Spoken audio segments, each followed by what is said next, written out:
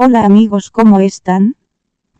Linux está en el corazón de una gran cantidad de sistemas operativos hoy en día, pero su versión de escritorio no alcanzó una gran popularidad.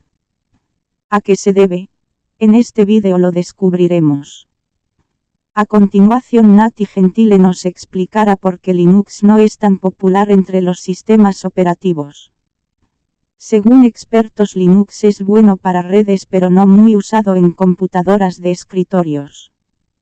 Vean el video y suscriban con un me gusta a Linux Midem. Seguiremos subiendo videos relacionados al tema de informática. Cuando hablamos de Linux, si nos ceñimos estrictamente a lo que el nombre Linux se refiere, estaríamos hablando del kernel, una parte básica en todos los sistemas operativos. Es el que se encarga de la interacción más básica entre el software y el hardware. O sea, es un pequeño programita que hace que los programas hablen con el procesador, la tarjeta gráfica, el disco duro, etc.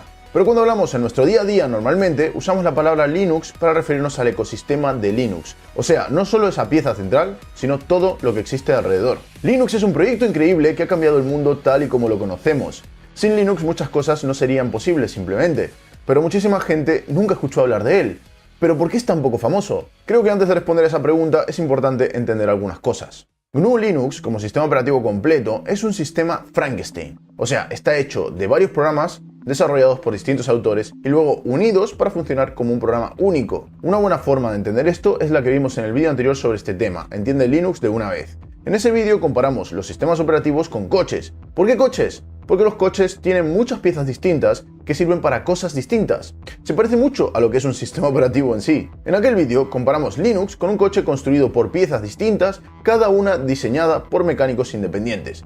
Imaginaros una comunidad de mecánicos que en su tiempo libre pues diseñan piezas de coche básicamente, ¿no? Y deciden que los diseños de estas piezas los van a compartir con el resto de la gente, para que quien quiera pueda usar o modificar libremente estos diseños. Estos mecánicos no venden coches, simplemente son hobbyistas, pero con el objetivo de ayudar al resto de mecánicos del mundo, pues comparten sus diseños.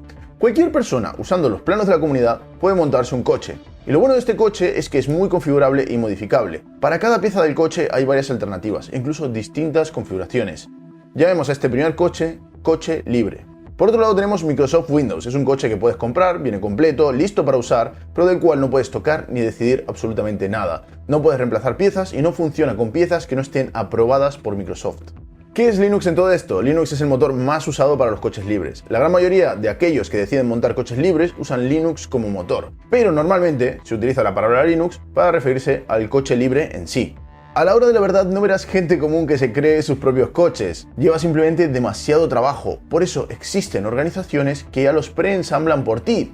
Estas son las distribuciones. Son una o varias personas que trabajan para elegir y construir un coche basándose en los planos de la comunidad. Si quieres usar un coche libre, tan solo tienes que elegir entre las distribuciones que existen. ¿Cuál es la que te gusta más o la que se adapte mejor a tus necesidades? ¿Cómo se traduce esto a la vida real? Cuando viene el típico amigo que te habla por primera vez de Linux y te dice que te instales Ubuntu para probar, realmente te está diciendo que cojas un coche de esos libres preensamblados. En este caso, Ubuntu. Ubuntu está creado por Canonical, que es una organización que se encarga de preparar lo que se conoce como distribución, un sistema operativo listo para instalar. Este sistema operativo en realidad es un conjunto de miles de proyectos hechos por distintos grupos de programadores en todo el mundo, que serían en nuestra metáfora los mecánicos.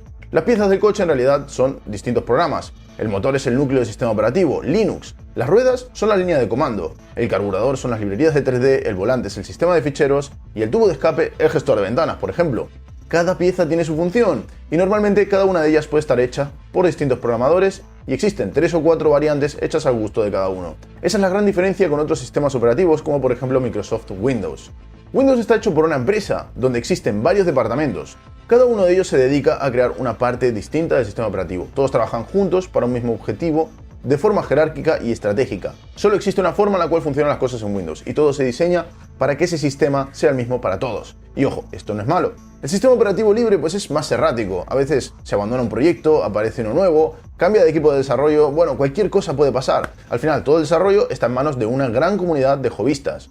O por lo menos esto era así durante los años 90. En aquel momento era fácil responder a la pregunta ¿por qué Linux no triunfa? De hecho, vamos a analizarlo juntos. Vamos a empezar hablando de la típica distribución de GNU Linux para escritorio. Y con escritorio nos referimos al típico PC de casa. Vamos a ponernos en el rol de un usuario doméstico. A ti como usuario final de escritorio te da absolutamente igual Que el software fuese libre, no fuese libre, tú lo único que querías pues era tu PC con tus programas y tus juegos, si es que juegas. El primer obstáculo de todos: te compras un PC y viene con Windows instalado. Eso implica que para tener Linux te tienes que informar, tienes que bajarte una ISO de internet, grabarla en un CD, DVD o USB, formatear tu disco e instalar Linux, o en su defecto crear una partición para instalar Linux y que conviva con Windows. Esto ya es un obstáculo de entrada que no es precisamente pequeño. Ya sabemos que un gran porcentaje de los usuarios no lo va a hacer. Y este de hecho es uno de los motivos principales por los cuales Linux no es popular, porque te lo tienes que instalar tú mismo, así de simple. Pero aún así, digamos que eres curioso y lo quieres intentar. Decides instalar Linux como tu único sistema operativo y lo usas para las típicas tareas de ofimática. Quizás un poco de programación, ver vídeos en internet, escribir documentos de Word, hasta aquí todo bien. De momento no tiene ninguna ventaja ni desventaja para ti usar Linux. Que tengas Linux o no, te da igual, pero bueno, tienes Linux por la emoción de probar algo nuevo, hasta que aparecen pues los problemas.